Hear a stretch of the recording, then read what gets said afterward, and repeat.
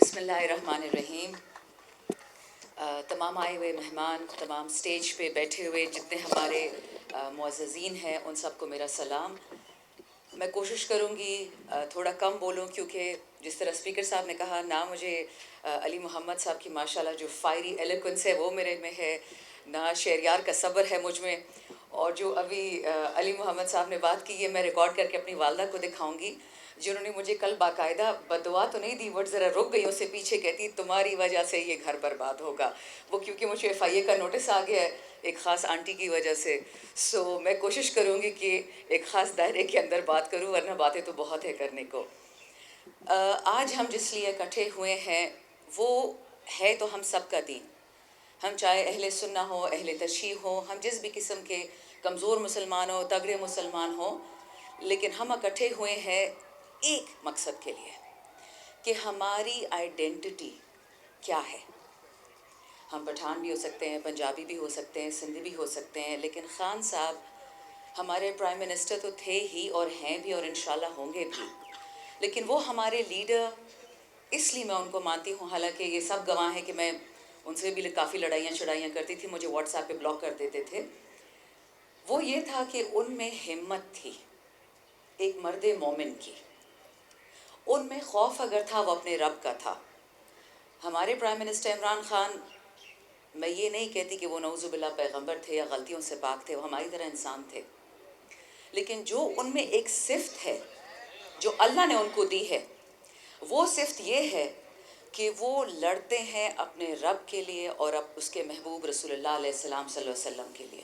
میں نے آج تک دنیا کا کوئی گلوبل لیڈر نہیں دیکھا کہ وہ اقوام متحدہ میں جا کے یہ ہمت کرے. اور میں نے پہلے بھی یہ بات کہی تھی، ابھی دوبارہ کہتی ہوں کہ جو سب سے بڑا ایک کیل ان کی تخت کو الٹنے میں تھا، وہ یہی کیل تھا جو ٹھوکا گیا تھا کہ اس آدمی نے ہمت کیسے کی کہ اس نے اقوام متحدہ میں لا الہ الا اللہ بولا.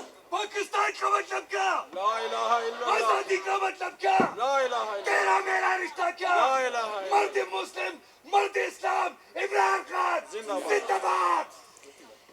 خان صاحب کی یہ خاصیت صرف پاکستانی نہیں مانتے، ساری دنیا مانتی ہے. جب فلسطین میں یہ جینوسائیڈ شروع ہوا، نسل کشی، جس قسم کا ظلم اور بربریت ہے، ابھی میں نمبرز دیکھ رہی تھی، 32,000 فلسطینی مسلمان اس وقت شہید ہو چکے ہیں، جن میں سے آدھے سے زیادہ بچے ہیں. ایک فلسطینی نے یہ سٹیٹمنٹ کی کہ اگر آج کاش عمران خان جیل میں نہ ہوتے تو وہ ہمارا کیس لڑتے.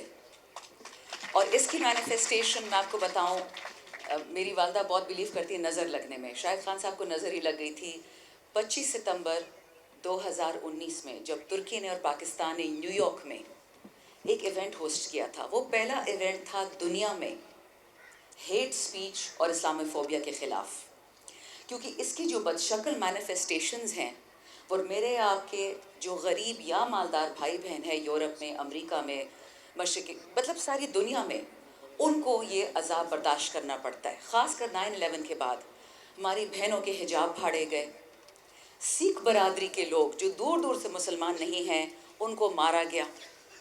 ان کے قوانین ایسے بنے ایک خاص ملک میں جس میں اگر مسلمان کی اگر ایک نان مسلمان کی 1 سال کی سزا تھی تو مسلمان کی 3 سال کی سزا تھی.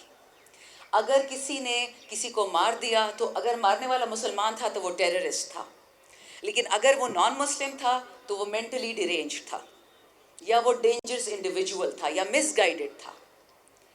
اسلاموفوبیا کا لب لباب یہ ہے کہ ہمارا دین نعوذ باللہ، جس کا اسلام سلم سے لفظ نکلا ہے، اسلام اور ٹیررزم، اسلام اور دہشت گردی، اسلام اور تشدد ایک ہی چیز ہے. ہمارے مردوں کو جن کی داڑھی ہو یا پگڑی پہنے ان کو ٹیررسٹ کہا جاتا ہے کہ جی بچے اٹھا کے لے جاتے ہیں. ان باتوں کے ساتھ ہم بڑے ہوئے ہیں، یہ ہم نے دیکھا. میں نے 10 سال یورپ میں گزارے ہیں، میرے ساتھ تمیز میں تھے، حیا میں تھے، عزت میں، لیکن آنکھیں تو ہے نا ہماری. میں سوئٹزرلینڈ میں رہ رہی تھی جب انہوں نے اعلان کیا کہ کسی بھی مسجد پہ ہم الاؤ نہیں کریں گے کہ ہم اونچی بنائیں کوئی بھی عمارت، کیونکہ یہ میزائل کی طرح لگتی ہے. اب آپ سوچیں، پڑھے لکھے لوگ اس میں سے یہ بات ان کو شیوا دیتی تھی. خان صاحب نے جو یہ فیصلہ کیا، یہ اس انٹرنیشنل OIC کا ریزولوشن، یہ تب کیا جب نیوزی لینڈ میں 2 ڈفرینٹ مساجد میں 25 لوگوں کو شہید کر دیا گیا. یہاں پہ میں ضرور تعریف کروں گی ایک خاتون کی، جسنڈا آرڈن، جو پرائم منسٹر تھی نیوزی لینڈ کی. انہوں نے ہمت کی، حجاب پہنا اگلے ہفتے، اور جمعے کی نماز میں بہت سارے کرسچنز کے ساتھ انہوں نے شرکت کی، نماز نہیں ادا کی، شرکت کی. اور اس کے بعد خان صاحب نے یہ فیصلہ کیا کہ وہ اس کو لیڈ کریں گے، حالانکہ 52 اور مسلمان ممالک ہیں. اس کی سزا ان کو یہ ملی جو آج آپ دیکھ رہے ہیں، تمام پی ٹی آئی ورکرز کو بھی، کیونکہ ان کو جس چیز سے نفرت ہے وہ ہے پولیٹیکل اسلام. یعنی آپ مسلمان وہ ہوں جو چھپ کے نماز پڑھیں، فتح مکہ سے پہلے کا جو حال تھا، آپ چھپ کے کلمہ پڑھیں، آپ چھپ کے اسلام پریکٹس کریں. آپ کی خواتین حجاب نہیں پہن سکتی، برقع نہیں پہن سکتی، چہرہ نہیں ڈھک سکتی. کیوں نہیں ڈھک سکتی؟ جب قرآن کہتا ہے لا اکراہ فی الدین، اور جب فرینچ قانون کہتا ہے کہ آپ نے فرانس میں رہتے ہوئے آپ نہیں پہن سکتے دینی چیزیں، تو پھر وہاں پہ کراس کیوں پہنتے ہیں، صلیب کیوں پہنتے ہیں لوگ؟ پھر وہ بھی منع کر دیں. کرسمس کیوں سیلیبریٹ ہوتا ہے؟ خان صاحب نے دنیا کی منافقت ان کے سامنے رکھ دی، اور وہ کسی سے برداشت ہوا نہیں. وہ کسی کے خلاف نہیں ہے. وہ سب سے زیادہ ویسٹ میں رہے تھے، مغرب میں. ان کے بچے مغربی ہیں، مسلمان تو ہیں بٹ مغربی ہیں. تو اس لیے آئی تھنک میں تو شکر ادا کرتی ہوں. ہم ایک تکلیف سے اس وقت بہت گزر رہے ہیں، لیکن شکر اس لیے کرتے ہیں کہ ہم خان صاحب کے وقت میں پیدا ہوئے. وہ ہمارے لیڈر تھے، ہیں اور رہیں گے. اور وہ جو جد و جہد کر رہے ہیں وہ انشاءاللہ ہم خراب نہیں ہونے دیں گے. لیکن آپ سب سے بھی ایک ریکویسٹ ہے، اگر میں آپ کی توسط سے یہ بات کہہ سکوں کہ ہم نیو ایج مسلمز ہیں. اگر آپ کو یاد، ایک زمانے میں ایک منافقت ہوتی تھی پاکستان میں، ہم کہتے تھے انلائٹن ماڈریشن، ہم معافی مانگتے تھے مسلمان ہونے کی. وہ ہم نہیں کریں گے، لیکن یہ ہم ضرور کریں گے کہ اس ملک میں ہمارے قائد اعظم رحمۃ اللہ علیہ نے جو سفید رنگ ڈالا اس جھنڈے میں مذہبی اقلیتوں کے لیے، ہم تہیا کریں گے جو عزت ہم دنیا سے مانگتے ہیں مسلمانی کے لیے، وہی عزت ہم پاکستان میں دیں گے غیر مسلم اقلیتوں کو، کہ ان کو نہ یہ فیل ہو کہ وہ ہم سے کسی طرح سے کم ہیں. کیونکہ ہمارا رب، اور یہ میری آخری بات ہے اس پہ، سوری علی صاحب بہت ٹائم لے لیا، ہمارا رب المسلمین یا رب المومنین نہیں ہے، وہ رب العالمین ہے.